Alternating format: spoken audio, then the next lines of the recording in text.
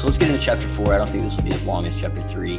But I want to read this first part. And there's this one quote in here I think is the most relevant. And, we could do a whole episode and probably 10 just on this one quote and all the examples of it. But so chapter 4 is called. Yeah. Okay. Go ahead.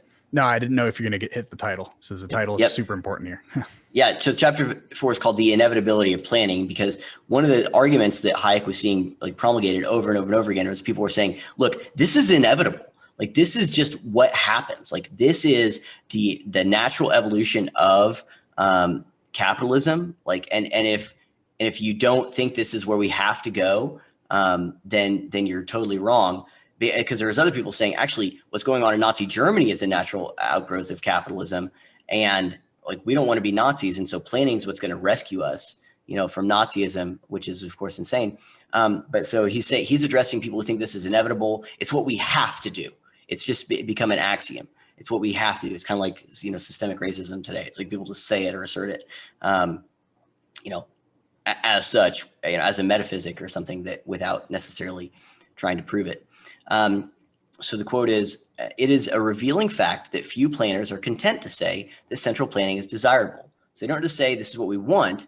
Instead, they say most of them affirm that we can no longer choose, but are compelled by circumstances beyond our control to substitute planning for competition. So not competition, we're going to have planning instead. The myth is deliberately cultivated that we are embarking on the new course, not out of free will, but because competition is spontaneously eliminated by technological advances, which we can neither reverse nor should wish to prevent. Of the various arguments employed to demonstrate the inevitability of planning, the one most frequently heard is that technological changes have made competition impossible in a constantly increasing number of fields, and that the only choice left to us is between control of production by private monopolies and direction by the government. So monopoly of corporations or monopoly of government. It's the only choice we have. False binary. This belief derives mainly from the Marxist doctrine of the concentration of industry. Although, like so many Marxist ideas, it is now found in many circles which have received it at third and fourth hand and do not know whence it derives. That's the end part there. It's like, can I get an amen? This idea Hallelujah. That this is inevitable. Yeah, hallelujah. This idea that planning is inevitable, that capitalism leads to concentration of wealth at the top and leads to these monopolies, through technological advances. So we don't want to stop technological advances, but it's going to lead to these monopolies. And so we have to do something about that. And so this is inevitable. And Hayek is saying, also, by the way, this is Marxism. And so all these people arguing for it are arguing, one of Marx's ideas about this, concentration at the top. But like so many of Marx's ideas. So Hayek is saying, so this is, when he first started, this was in the 30s, and then now when it's published in 44, where he's saying, like so many of Marx's ideas, he's seeing it then too. People are getting it third and fourth hand, and they don't know they're arguing for Marxism, which is again, even then, is a testament to how well this ideology was able to insert itself and hijack so many other good things like liberalism or something like that, or freedom or liberty or equality. So people had no idea they're arguing for Marxism. But he's saying, as an aside, this is Marxist, and you have no idea you're arguing for Marxism. But let's address this notion that this is inevitable. Yeah. I mean, I also do like the part you bolded, just because so many people don't understand the talking points. That's the problem with talking points, is they sometimes come from really bad people who you probably don't want to associate yourself with. So I think of now the big lie. They're attributing that to Trump. Yeah. They don't understand they're mimicking a Nazi talking point made famous by Hitler. It's probably work on your branding a bit there. But I think I would argue it's very on brand. Oh, wait, yeah. I mean, probably not what they want, but truth comes out in various different ways, I suppose. But yeah, so it is amazing that people don't really understand the kind of origins of a lot of their talking points, of where that comes from. I also loved the part with the technological changes. I mean, he really harps on the technological aspects in this part of the book. The options of having a free market monopoly versus, instead of the argument against a free market monopoly always tends to be a public monopoly. Like that, those are your two options. And you say that's a false binary. And there's a third option that, they did, I don't remember if it's the early 1900s or I don't remember when it was, but when the Luddites were around and they were bashing up all the equipment because they were scared that this equipment's taking my job. And, you know, that's another option there that we don't want to use. But we got to stand back and realize, and there's another quote here that goes on monopolies, is like, how do they form? Like there's this big, you know, in the 20th century, there's this big scare of monopolies and how they form. And I think he goes on here. So if I can continue with the quote. Go for it. Anything else? So he quotes here, it should be noted moreover, that monopoly is frequently the product of factors other than lower costs of a greater size. So when you think of monopoly at lower cost or greater size, think Amazon, right? They're able to ship out all these parts because they have so many logistic lines that allow them to get all this product normally at a higher cost. So I think like big stores like Costco, you know, at a higher volume, you're able to sell things at a lower cost, but that is not really the factor that creates monopolies here. So he continues by saying it is attained through collusive agreements and promoted by public policies. When these agreements are invalidated and when these policies are reversed, competitive conditions can be restored. So what he's saying here is more often than not, monopolies are not created in a free market. They're created in the absence of a free market.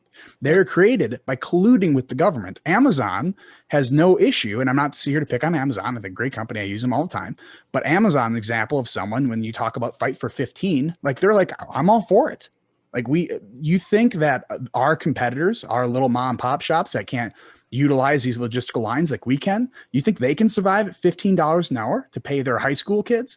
Like they can't. So all you're doing is helping us eliminate competition. That's one way that you see the free market get in bed with public policymakers to eliminate this competition. And we got to think about it this way. Does this policy help competition or eliminate it? And when it eliminates it, we need to at least look at the underlying facts and look at, say, what are the means to get to this end? And that's why people like I imagine you do and I do, I'm not for a fight for 15 because the means to get there are not worth the ends. Totally. Well, I'm not for any minimum wage, but yeah, absolutely. I would fight for zero. But zero, as Thomas Sowell says, the minimum wage is always zero. Yep, exactly. You can get fired. Yep. So anyway, but yeah, and so like he's addressing this so much of well, it's in the title of the chapter, but so much chapter 4 is about, you know, quote, inevitability, what's inevitable, what isn't. And he's like, here are the things you're theorizing are inevitable, right? And let's look at the things that actually are inevitable based on evidence where we've seen it. And he's like, so where we've seen it, the evidence is that monopolies form actually not from a free market, but from collusion with the government. So that's what is probably inevitable, is that there. Your theories of what are inevitable are technology advances, and it's going to lead to, you know, consolidation at the top and lead to lack of competition. And so it's going to lead to monopolies, you know, and just a few thoughts on that is like, okay, so at the end of the 18th century, right, like 1790s, Thomas Malthus says, hey, look, we're making all these short-term gains and progress, but we're going to have massive starvation and food shortages here before long, you know? And so he had this idea of this is inevitable. So we have to do something. The government has to do something, and no such thing happened, you know? And the same arguments against technology and like, oh, the government has to get involved because technological growth is going to destroy all these industries. You know, the Henry Ford quote is, you know, if I'd asked people what they wanted, they would have said a faster horse. And, you know, there's this idea that the consumers and that the market a lot of times or not the market, but just consumers generally are really good at describing problems, but they're not so good at figuring out what the solutions are. That's what the market is for. That's what entrepreneurship and freedom and industry is for, is figuring out those solutions. Henry Ford's like, I know what people's problem is. They need a faster way to get around. And so it's not that they need a faster horse, they just need a faster way to get around. And so these people have this idea that technology and stuff leads inevitably to monopolies. It's like, no, freedom leads to technology, and technology leads to more advances in freedom and more methods of people to prosper, and then to also explore their own entrepreneurial and innovative avenues as they see fit. You know, again, the airplane was invented by these bicycle shop owners, the Wright brothers. And so like they have this concept of inevitability. And oh, and by the way, we've seen this argument today, right? People say about self-driving trucks. So this is what Andrew Yang was all about in this last, self-driving trucks are going to kill the trucking industry. This is why we have to have UBI. It's like, I don't hear anyone talking about that anymore. You know why? Because I don't see any self-driving trucks dominating the highways. Like maybe they will, maybe they're somewhere, but for something that was such a terrible emergency, that self-driving trucks, this is going to happen. We have to have UBI. I'm not hearing anyone talking about it. So it's like, okay, either you were wrong, which you should address, or you were lying, which we should address, right? But either way, it's like this argument that technology or all these things are inevitable, and so the government has to do something there. It's like that's not the case. But again, it's the rhyme. It's the same arguments, just in a different context, that this will lead to monopolies. And so once again, like Hayek is laying out, okay, so we have a road that we can look back and we can gather empirical, concrete evidence, make, surface level, like face value observations about what this did, liberalism, freedom, we can have mutually beneficial transactions between each other. What did that create? And so let's look at evidence. And then there's these other people who are like, let's theorize in fantasy land about, what is inevitable. We're just going to assert these things as axioms. Like he says, it's just repeated over and over again, and it's assumed to be true, but it's a dubious assertion at best. And oftentimes, you don't know where the ideas come from, Marx in this case. And he's like, so you're taking what you think is going to happen, that you're just asserting to happen, and with no evidence, but just because you feel it or because you feel strongly about it, you can say it really loudly, and you're trying to put that as a viable alternative, or even or worse, a superior alternative to what we do have evidence of that works and what actually is inevitable. And here's what's inevitable under the system you're proposing, right? Here's where this actually leads. And it's completely afactual, and it just shows the utopian and delusional nature of a lot of these ideas. Yeah, and I mean, some of them are more sinister than that, I'd say. So there's the quote here, and I'll paraphrase the beginning of it, but it's like, the belief that technological advances like this necessitate planning is absurd as a claim, and I'll quote here, implied in a statement by Mussolini that Italy had to abolish individual freedom before other European people because its civilization had marched so far in advance of the rest. That's the claim here. It's like, man, we're so advanced. We gotta break the shell of individual freedom because that's the old way of doing things. Now the new evolved form of doing things is to do this type of planning, and to take the liberty away and introduce a central planning board or a central. What's the quote from Mussolini at the beginning of the chapter? He has a quote of this chapter. I think there's a direct quote from Mussolini. You should read that. He's quoted him a few times. Yeah, this isn't Hayek speculating here about Mussolini bragging about getting rid of freedom, in the name of progress. This is a direct quote. Yeah. So a quote from Benito Mussolini. We were the first to assert that the more complicated the forms assumed by civilization, the more restricted the freedom of the individual must become. So that's the central idea of fascism, right? You gotta. The more complicated it is, the more you got to have Big Brother telling you how to do it, telling you how to navigate it. I mean, this is the argument that comes to my mind is, and of course is racist and idiotic, but it's like getting an ID is too complicated. Black people don't know how to go and get an ID or don't know how to use the internet, that we're hearing from the Democrats. And it's like, this should piss people off so much because of how racist and absurd these notions are. But it's like, this is so complicated. Let us take care of it. And we're going to take care of it by getting rid of any, voter ID or any type of, system around making sure that we have integrity around our elections and other things. But that's the thing. It's, this is too complicated. The more complicated it is, the more you got to let us handle it because, you stupid plebs, could not possibly understand, the ins and outs of this complex society like we do. Mm-hmm. Mussolini, by the way, was praised heavily by, I'm trying to remember what the guy's name is, who was a part of FDR's administration and helped shape the New Deal. I'll think about it here in a little bit. But one of FDR's main advisors visited Mussolini, obviously pre-World War II, and loved what was going on in Italy and said, he's one of the people who's responsible for or advocated for the Federal Reserve and then also, like I said, the New Deal. He wrote that this is what we should be doing. Everything Mussolini is what we should be doing. Mussolini was saying, we got to get rid of freedom.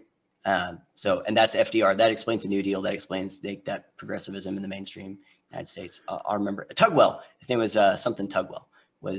He went there. It's in his journals praising this fascist dictator, saying we need this in America. I mean, he deserves, I guess, a little bit of praise.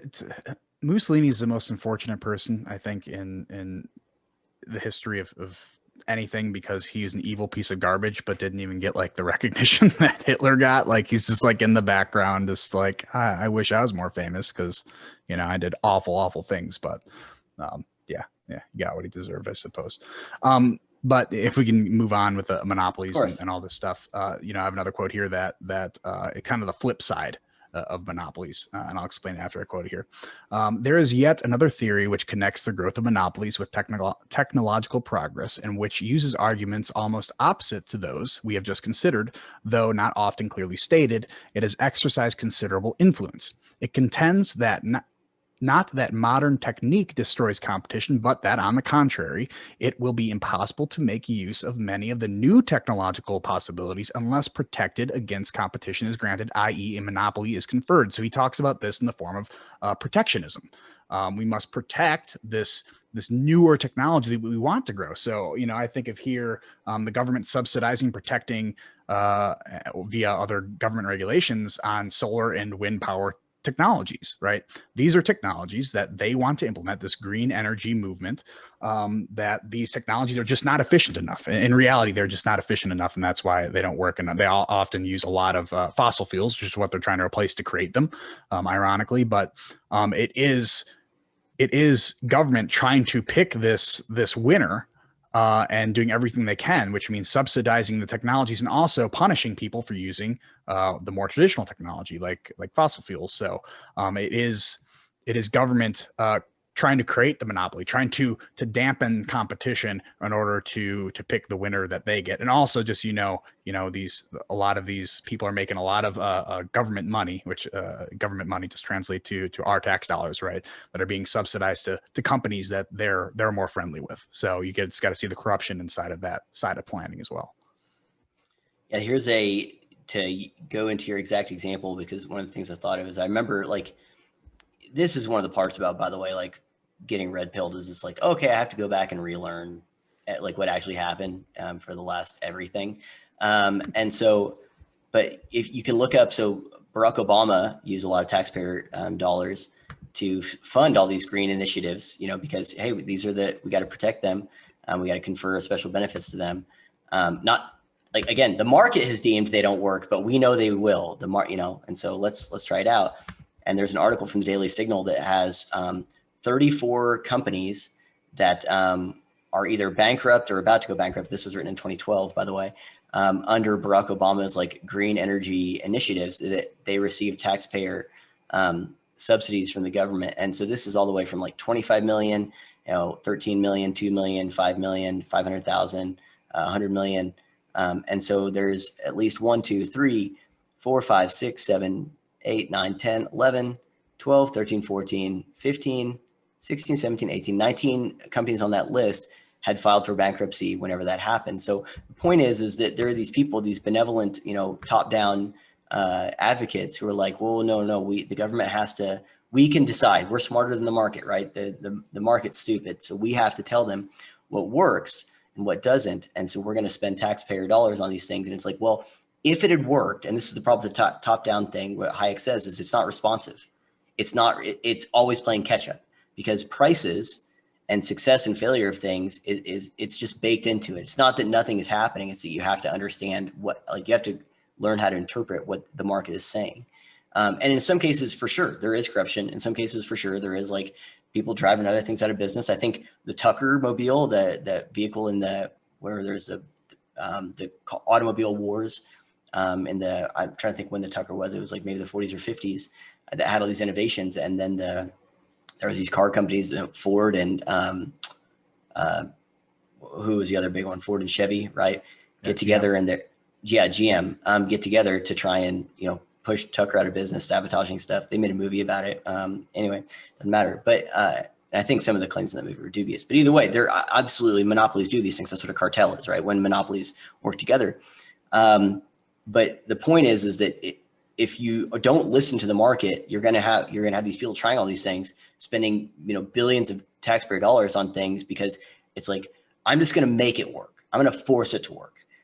And it still doesn't work. All those companies went bankrupt. You were talking about, so I just Googled green energy initiative failures under Obama, and the Daily Signal article is the first one that came up. So I could be wrong there. But I've heard Shapiro talk about that before, and others who are like, no, like they refused to listen to the market. They asserted this stuff from the top down, and you can't make it work. Like you can't, your desire for a thing to work has no bearing on its workability. I could want square wheels on cars to be a thing all I want, but that will not manifest in those being a good idea, just because I want it to work. I think it's a good idea, or that I think it should work.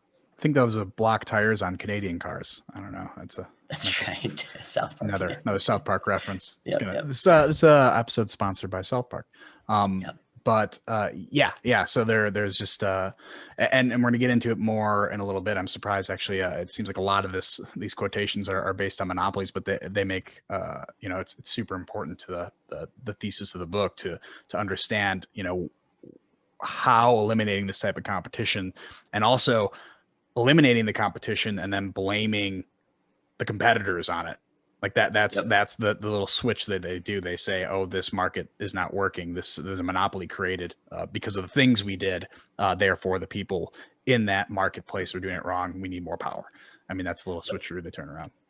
Let's deviate just for a second here to talk about this kind of middle way. I don't think it was in the notes there, but what brought to my mind is let's address, because he talks a lot about democratic socialism and people trying to wed socialism with democracy, and coming up with this middle way, this third way, by the way, which is what Hitler talked about, was creating a third way. But and he says, okay, let's look at how this will play out naturally.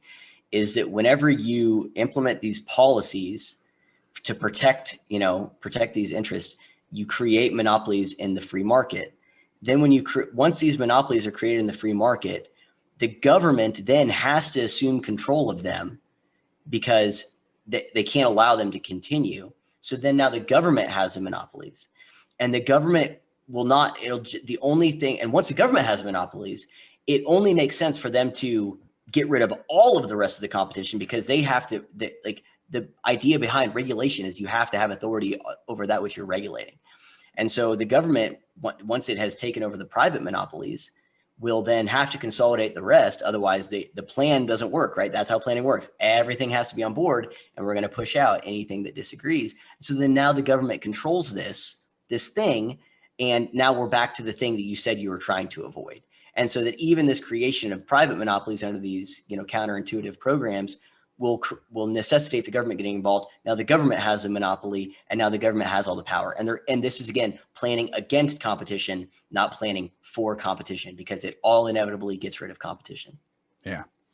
And there's I think one last little bit here on monopolies and how, I mean, this quote is going to go into a lot of what I think of, because I wrote a whole, 3-series piece on healthcare, and I was trying to steel man the idea of universal healthcare.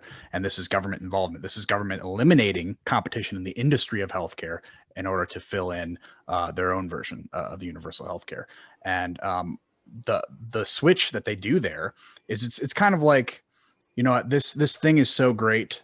Let's just take it over because it's good enough now. If anyone who advocates for something like universal healthcare, they're like, we already have all these cures. Like, why do we need to create profit off of it? It's like, well, if you'd have had this idea 100 years ago, imagine all the cures we wouldn't have right now, because you want to get rid of the profit motive.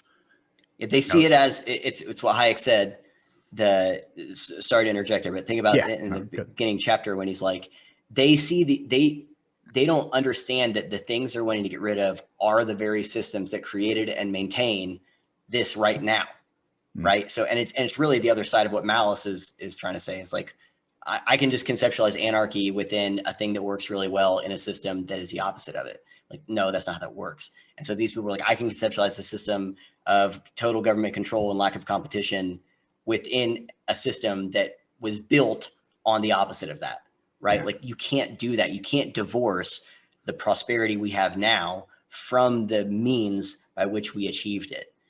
That's not how that works. It's a foundation, not a scaffolding.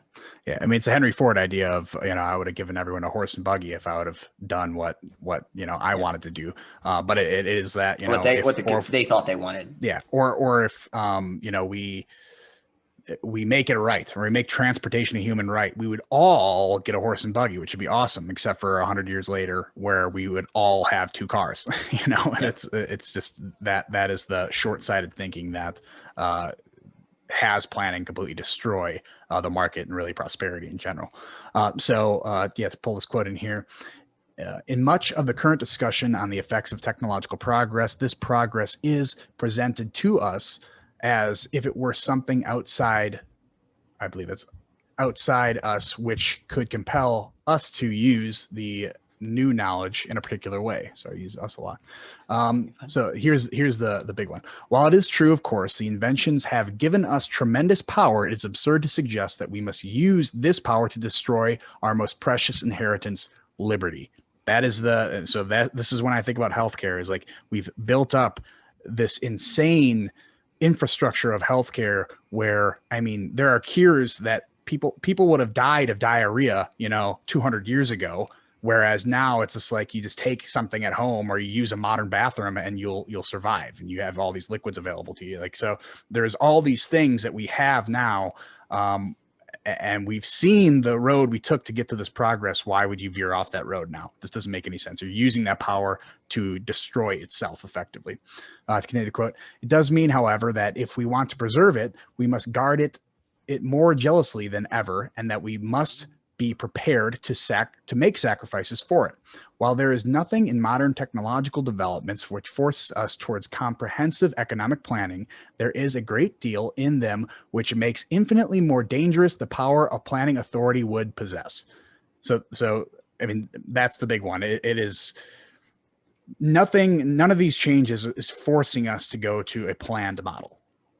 We're using the road we took to get there. And to make this complete switch, this about face, we're just taking a completely new road here to what we think is the great utopia. We have now just made this much more dangerous. We made these efficient technologies in the power of the wrong people who want to accomplish their own goals. That's going to be much more dangerous to the people who would be prospering from them if we maintain our path down this road. Yeah, excellent quote. And like, to tease out the wrong people, I've used this example in education before, and you see this all over the place, where in order for people to assume something bad is going to happen, they often assume that bad motives have to be involved. But if they can look at, and this is how a lot of these arguments are made, right? If a person can argue that their motivations are good, their intentions are good, that they care a lot, then there's no way that a bad outcome could occur, or even a evil or malicious or destructive outcome could occur, because the intentions are so good. And that's not what Hayek is saying. He's saying that society is way more complicated than the tunnel vision ends of certain people who might have good ideas or good motives, but you can't give them uniform control over things, because that will come at a tremendous cost, to go back to chapter 3, of other values, namely liberty and freedom, and the very means in which the society gains so much prosperity and technological advances, both in just science and other technologies in the first place, from science and medicine to toys, as Hayek mentioned, I believe in the introduction.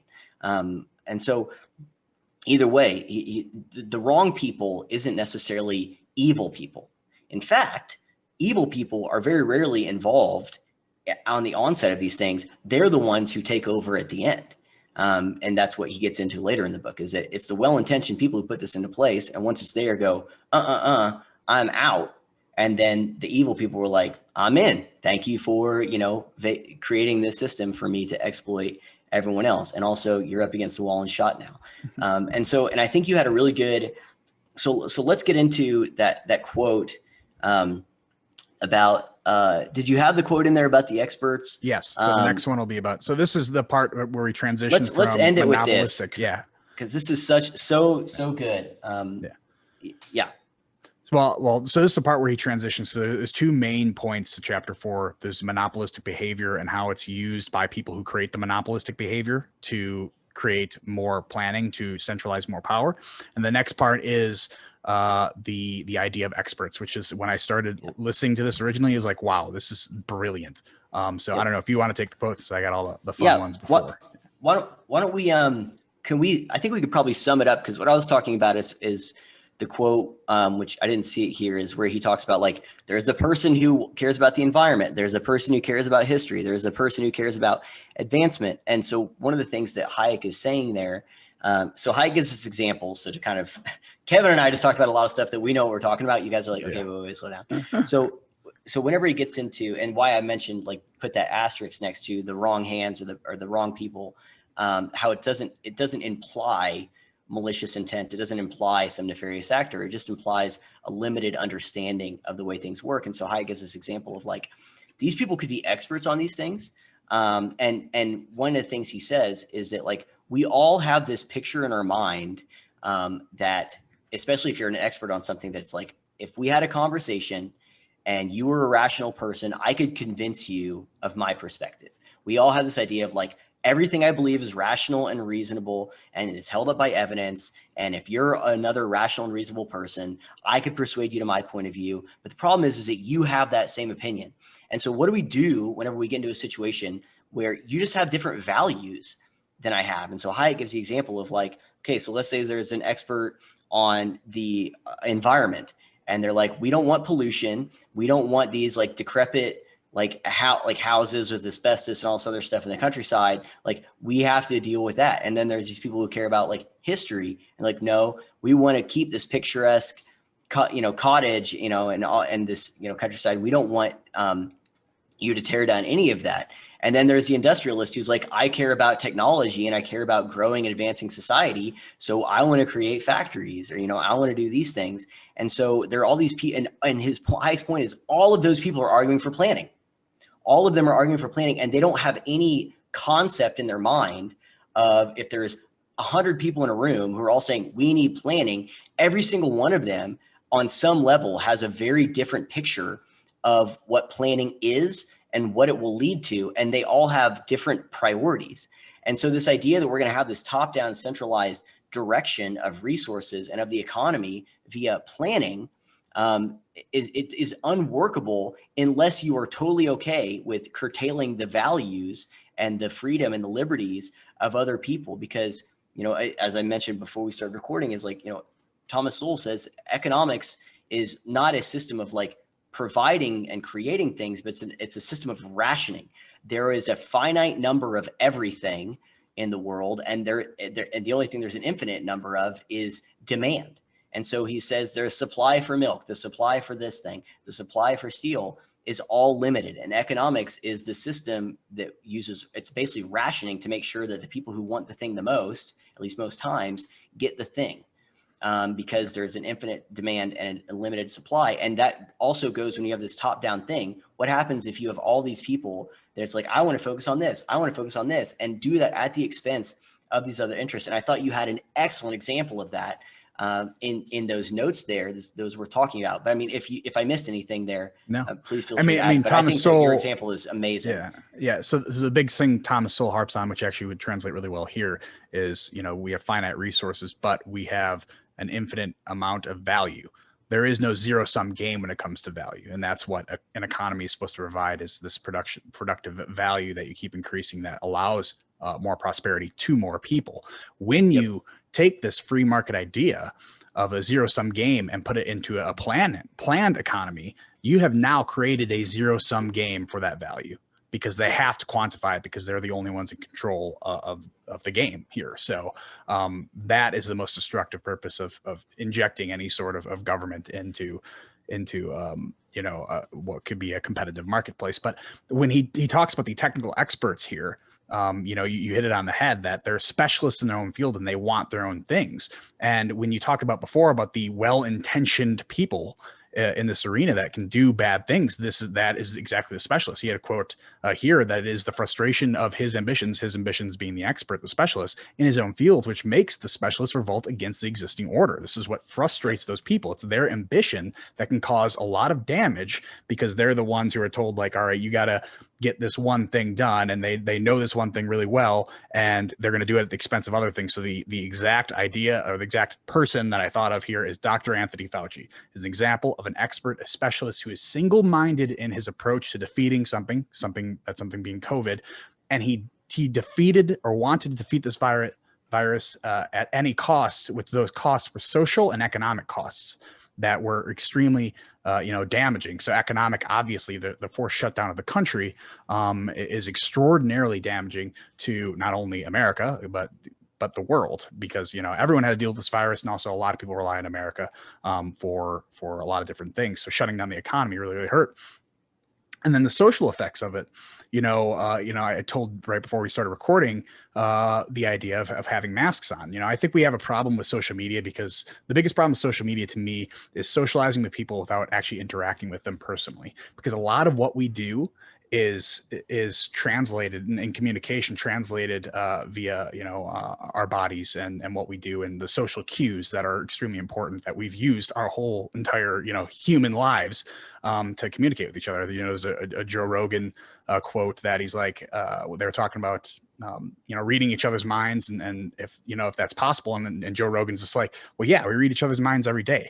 Noise comes out of our face and I can tell what's in your head. That is reading each other's minds. But an important part of that is being able to read the social cues on your face. So wearing a mask eliminates a lot of that type of communication. And now we need to change, just like we had to change with social media, and we saw the negative effects of social media, especially on the younger generation, changing this, eliminating, those facial expressions via the mask is extremely damaging. So I had to have a conversation with my daughter, who's 8 years old. We're fully vaccinated. We're in a really progressive part of the Midwest. So, it's kind of a thing we almost had to do, but obviously the kids didn't have to. And she's in the car putting her mask on. I'm like, you don't have to put your mask on. But she's like, oh, Dad, I'm used to this. Like, why wouldn't I? Like, there's still COVID out there. I'm like, because you don't, like, people, it's a good thing to see. It was hard for me to explain the social cue aspect. Like, people need to know you're smiling. Like, it was hard for me to communicate in a grocery store and kind of wink, when you let someone pass or let someone go through the door in front of you, you kind of have that smile, but now I'm just kind of staring at them weird and they kind of don't know what I'm thinking. There's that important social aspect to letting people see your face. And she's like, well, I feel like I've been wearing this mask my whole life. It feels like, a lot of development of her life. And that is extraordinarily damaging for a generation who's gonna be like, well, I grew up doing this. Why wouldn't I just keep doing this? And that's something that was implemented by these experts, by the people that said, at any cost, we need to defeat this virus and save lives at the expense of harming lives down the road, unfortunately. Yeah, I mean, that was a lot of the conversation last year, and where you hear people talking and asking Fauci, or they bring him in front of Congress or whatever, and he says, look, I'm a virologist. I'm here to think about these things in terms of virology. And there are people who were, and I think Deborah Birx said the same thing. And people, of course, criticized Trump for saying, I'm going to listen to these people. I'm also going to listen to economists and everyone. We have to weigh the various costs and effects here. And Fauci and Birx straight up said, our job was not to consider what we thought needed to be done in the scope of an economy or the education system or all of these other things. That was not the context in which we were seeking to address this. We had basically a one factor here of virus spread mitigation. That's it. We're not thinking about anything else because that's not our jobs. And that's why Hayek says that's the most dangerous person, really. I don't know if we got to that part of the quote, but where he says that those people are the most dangerous. I think he says it would make, this is not to underrate the, here, I'll just read this quote because it's relevant. It says, the movement for planning owes its present strength largely to the fact that while planning is still the main ambition, it unites almost all single-minded idealists, all the men and women who devote their lives to a single task, i.e. Anthony Fauci. The hopes they place in planning, however, are the result not of a comprehensive view of society, but a rather very limited view, and often the result of a great exaggeration of the importance of the ends they place foremost. This is not to underrate the great pragmatic values of this type of men in a free society like ours, which makes them subject of just admiration. But it would make the very men who are most anxious to plan society the most dangerous if they were allowed to do so, and the most intolerant of the planning of others. What I want, I'm intolerant of what you want because what I want's the best. And he says, from the saintly and single-minded idealist to the fanatic, is often but a step. And he gave that quote about it's the frustrated person in their field who most wants planning. And so the point is that like, these are the people that are most dangerous, that you don't want them to have total control of society because they have a limited understanding of society. So Anthony Fauci's like, I'm not an economist. I'm going to be honest with you. I'm not thinking about this from an economic standpoint. Whether if you put an economist in charge, they might say, I don't want to have any regard for the virus, and so I'm going to do all these other things. And so the point is, you have to allow for the input and the freedom of all of these different people who have unique and specialized understanding in their various fields. Like, take an educator, for example, like a good one, not the people who are most often found in classrooms these days, but who they're going to say, we need to have kids in the classrooms. We need to have kids back in schools. We're often the first point of contact to learn about abuse and neglect in the home. And so by keeping kids out of schools, there's a lot of abuse and neglect that is going unreported. And so you have to have all of these voices, but when you only have a limited, like a person with a limited scope or limited, maybe you say like priority in mind, they'll tunnel vision on that. And like you mentioned, like at any cost, right? So Anthony Fauci, get rid of the virus at any cost, including the economy, children, whatever. There's people now, social justice at any cost, equality or equity at any cost. And so like, these are the people you have to be most wary of. And again, to the point I made earlier, it's not necessarily malicious. It's just narrow-minded. I think, as I mentioned before, I think pride and arrogance plays a huge role in it. One of the things Hayek says here is it's often they have an exaggerated understanding of the importance of their goals. Climate alarmists, for example, I think have an exaggerated understanding of the importance of their goals. Someone might hear me say climate change doesn't matter. No. You don't redirect the entire world economy to some, globalist, great reset, you'll own nothing and be happy kind of thing in the name of climate change. It's an exaggerated importance of those goals. I mean, there's still, just to stick on that for a bit. I mean, the climate alarmists are still the people who think overpopulation is a huge problem, which we know. I'm cool with them not having kids, by the way. Yeah. And also opting out of the gene pool entirely if they voluntarily. Yep.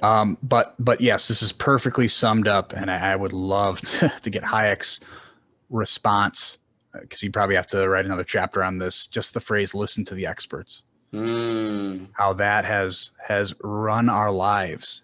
And even though it's a phrase, just like believe in science, although believe in science is loaded because science is not an ideology. It's not meant to be believed. It's meant to be tested. But it is one of those things that rely heavily on the experts and what the experts say about this very narrow field that they're extremely good in. When someone tells me, listen to the experts, you got to say which ones. And, this situation right now is a little too complicated for I have one single-minded specialist tell me what to do with my entire life. Right. Yep. So, this listen to the experts thing, or even our society feeling right now coming out of the pandemic seems like it's been run by experts. The experts for the past year and a half, we've kind of beta tested it, didn't we? How'd that go? Exactly. So if I mean, to me, the pandemic is just like Hayek talked about what happens in wartime. You need some planning in wartime, but it is not a constant state that you want to be in when you're in peacetime. It is meant for the specific short period in time, and you do not want to create your future economy based on this short window in which you needed to plan to achieve your goals. We don't want to plan our future economy based on pandemic-like responses and some of the liberties that we did have to give up, which I think in some cases that, it made sense to wear a mask sometimes. It made sense to socially distance. It made sense to do a lot of this stuff, but this is not the constant state we want to be in. Yep. And I think if Hayek were around to say that, he would highlight this in a full chapter to say, we have to be able, just like in wartime, we have to be able to bring back competition and to go back on the road, even if you had to sit on a park bench for a little bit because something bad happened. It's time to get back on the road and keep moving forward. Yep. Benjamin Boyce had a great tweet about this last night where he said, it was like a screenshot of like experts say something. I think it was about masks. I don't know. And he said, experts is today's local man. Like, it's like local man says, or does whatever. And, I made the points like everything's inverted. It's not going to be long before if you meet some kid who's normal and knows things, you'll assume they're homeschooled and you meet some kid who's socially awkward and has all these issues and is eating bugs, you'll assume that they're public schooled and have 2 PhDs from Ivy League institutions. Yeah. The experts are the local man, but Dr. Fauci is a Florida man. Florida man, that's exactly right. I was like, yep, Florida man says 2 masks. And so, and then also no mask at all. So anyway, yeah, I mean, I think that's exactly right. And it speaks to the institution problem, because what creates experts, right? The institutions, the credentialing system, which we've talked about before, I think at least maybe 200 times. So, so anyway, yeah. So I think that's a good place. Do you want to sum up that last chapter, and then that seems like a good place to end it? Yeah. I mean, chapter 4, it really puts it out there in the, I mean, I love the way he titles these chapters, but the inevitability of planning. It is any excuse people who are advocates of planning can make to move in that direction. Climate, race, social justice, justice. They use, scare tactics like the impending monopoly. That's the capital or the corporation that's going to control your life. They use, the experts that, who should be the ones who should know how to run your life, because they try to broaden these experts out to life gurus instead of just people who are really good at this one small little thing. And so it's really giving all those excuses to the people who are still fighting against it, still saying like, I don't think I should give up my liberty for all of these things. I think maybe, just maybe, the road that got us here is a road we should stick on, rather than completely scrapping it. Because as we covered in the previous chapters, they're not trying to make improvements on the road that we're on. They are trying to leave this road for another one. They're trying to abandon this road for the great utopia. Yep. And I think just my final point on that is just going back to the general prescience and relevance of this work, is when Hayek mentions at the beginning, all these people advocating for this stuff, this is a Marxian idea. This is Marxian ideology at its core. And all of these intellectuals, all of these people advocating for it have received it third and fourth hand, and they don't know what they're arguing for, which is why if they saw the result of their ideas put into practice to the full, most good people would be horrified by it and would be like, no, this is not what I signed up for. This is square peg, round hole. Like, no, I thought I was signing for something else. And that today is the exact thing. Critical race theory is a Marxian ideology rooted in conflict theory, going back to Hegel. I think James Lindsay argues rightly. And there's all these people who you tell them, so let's do a one-for-one, map it. So Hayek saying, you're advocating for socialism. This is going to lead to tyranny, the end of freedom, and this is a road to servitude. Socialism is slavery. I think is what he quoted Tocqueville at, right? And the socialists of that day would say, you're insane. How could you say that? That is not how this works. Here's all my intentions and why they're good and why you're crazy. Take it today. Critical race theory is a Marxian ideology. This is arguing for and will lead to straight up discrimination and going back to racism and, racist subculture. And this is supremacist ideas, and will destroy us. And what do the people say today? No, that's not at all. That's not at all true. Oh, I have good intentions. No, of course, it'll create all of these good things. How could you say that? And just like the socialists then didn't realize they were arguing for Marxian ideology that would lead to Marxian outcomes, that people today arguing for this stuff, whether it's the Green New Deal or whatever thing, don't realize it. And they have the exact same incredulous response whenever you tell them that. And they don't know what they're arguing for. They don't know. 100%. Well, we're leaning up against almost 2 hours, getting 45. But for those of you listening, watching, this is episode 3. So we have 2 episodes before this. If you haven't listened or watched those, check them out. It's good to just have these in order, or you can really any order you want to. But as Truman said, there are free resources to find the book. Audible.com. If you have an Audible account, you get the book for free there as well. So that's how we both listen to it. But for any other stuff, make sure to check out Truman at returntoreason.locals.com for his locals community. You can also look at Return to Reason on ThinkSpot. You can do it YouTube. You also publish some writing on Medium, and then at My Mundane Mind on Twitter. And then you can find me, Engineering Politics, engineeringpolitics.locals.com, Engineering Politics ThinkSpot, YouTube, ENG_politics on Twitter. I publish stuff all over the place. So you can really find my stuff anywhere. But is that it? I think that's it, man. We can call it there. Thanks everyone for watching. We'll see you next time. See ya. Peace.